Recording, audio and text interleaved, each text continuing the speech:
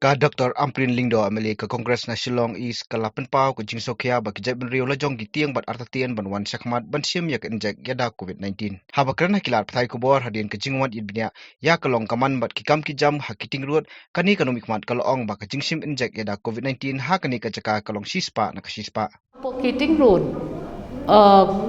kani ka vaccination drive kalong very successful. Ki hang ni kan ngong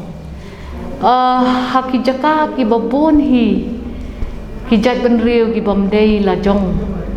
ki kloy bakin mare bakin shim but ya ka vaccination ki kloy bakin ïada ya ladi but ki kloy bakin le ya ki kendon baro kumbalabatha te kani kadi kawai ka ba ngi hamban ya hikai ya ladi kum ka jaidbynriew khasimo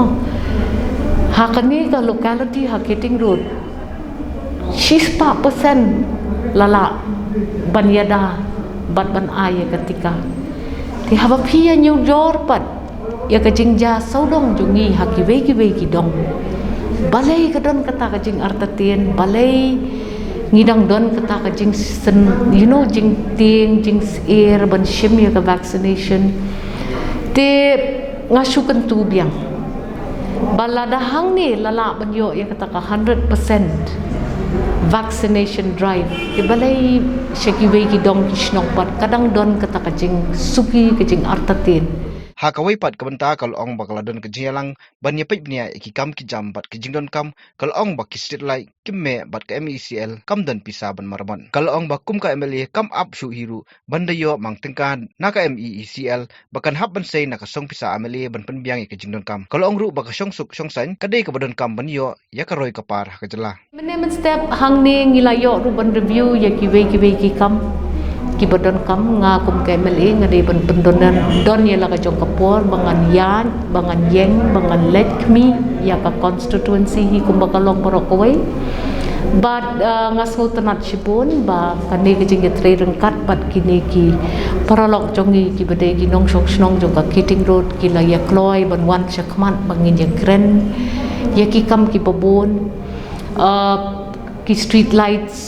kumbalong haka nong ba shlong borokoi ngiyo i kidum kimme ka MECL kam don pisa